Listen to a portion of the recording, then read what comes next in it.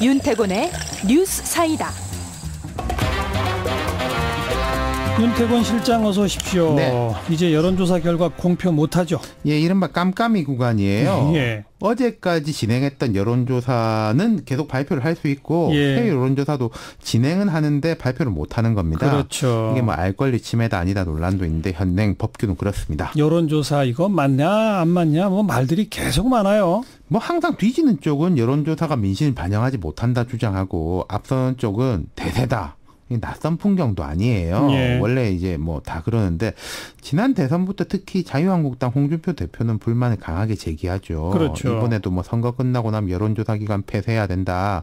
민주당은 마이너스 10%, 자유한국당 플러스 10% 해야 그나마 맞을 거다 이렇게 예. 주장하는데 방금 전에 민주당 이재명 후보도 한 15% 정도는 허수가 있을 수도 있다. 있을 뭐 수도 그런 말 있다. 하는 걸 제가 들었습니다. 근데 아무튼 홍준표 대표는 지난 대선 때부터 불만이었지만 대선 때는 여론조사 결과랑 실제 득표 결과랑 뭐 크게 다르지 비슷하게 않았죠. 특히 나왔잖아요. 대선은 특히 좀 잘 맞춥니다. 지금 네. 여론조사가 그러니까 유선과 무선의 비율 이게 문제인 거죠? 대체로 유무선 혼합을 해요. 무선은 이제 RDD 방식, 즉 임의로 건다는 뜻이에요. 네.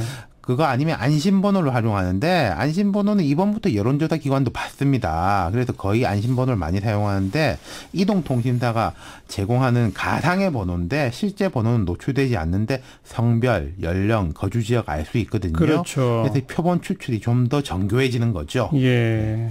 어제까지 발표된 걸로는 뭐 여당이 전폭적으로 앞서 있는 그런 거죠. 뭐 지방선거 같은 경우에는 광역 기준으로 17곳 중 14곳, 재보궐선거는 12곳 쪽 11곳, 그리고 뒤지는 곳 TK하고 제주도인데 여기도 많이 뒤지진 않는 걸로 나왔어요. 그렇죠. 예. 이게 진짜 민심일까? 그게 이제 중요한 거죠. 제가요. 청취자분들도 가늠해 볼 수 있는 숨은 포인트 하나 말씀드릴까 싶어요. 숨은 포인트. 네. 주요 응답자의 총합을 보면은 가늠이 됩니다. 무슨 말이냐면은요. 예. A, B, C 이런 후보들이 경합한다고 가정했을 때 예. 후보 간 격차뿐만 아니라 무응답 모름도 같이 보셔야 됩니다. 아하. 예컨대 A가 40%, B가 20% 그러면은 20% 격차의 더블 스코어잖아요. 그렇죠. 그런데 무응답 모름이 40%라는 거면 예. 이건 좀 봐야 아는 거예요. 이 아, 결과는. 예. 반대로 3명이 나왔는데 A가 40, B가 30, C도 20. 이러면 이제 1, 2위 격차는 10%포인트인데 무응답도 10%포인트밖에 안 되는 거지 않습니까? 그렇죠. 이건 A가 상당히 유리한 고지에 가 아. 있다는 뜻이죠. 무응답이 많으면 역전 가능성도 여전히 살아있는 그럼요. 거다. 그거 네. 꼭 봐라. 예. 근데 이제 선거가 가까우면 가까울수록 무응답은 줄어들지 않습니까? 그렇죠. 초반보다 많이 들었는데 그런데 교육감 선거 같은 경우에는 여전히 모른다, 무응답이 많아요. 맞아요. 방송 3사 그 조사 결과도 보니까 뭐 1등이 한 20몇, 그러니까요. 30, 뭐 2등이 10, 뭐 이런 식이거든요. 예. 예. 모르겠다가 한 절반 넘는 데들도 있더라고요. 그럼요. 바로 그 무응답, 모름 계층이 막판에 어디로 가느냐 예. 이거죠. 내일부터 사전 투표기도 한데 각 당의 열렬한 지지층들은 웬만큼 마음을 굳혔습니다. 그럼 이제 남은 게 이른바 중도, 스윙보터 이런 쪽이 집중 공략 대상이 되는 건데 예. 만약 큰 변수 없이 간다면은 무응답도 원래 조금 진보적 무응답, 보수적 무응답이 나눠서 갑니다. 골고루. 예, 그렇죠. 그래서 여론조사할 때 보면은 2번 묻는 경우도 있어요. 애초에 누구를 지지하느냐 대신에 누가 조금이라도 더 낫습니까? 혹은 모름이라고 나오는 층에다가는 한 번 더 묻기도 하는데 그렇죠. 이런 무응답식이 떨어지죠. 예. 반대로 갑자기 무슨 일이 생긴다.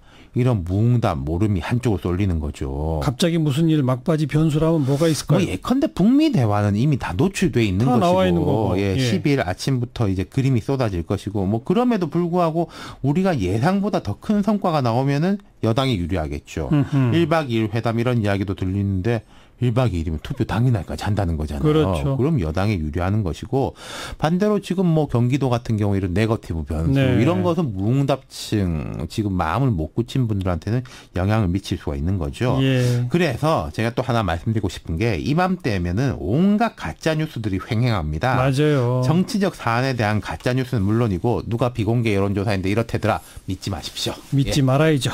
수고하셨어요. 감사합니다. 윤태곤 실장이었어요.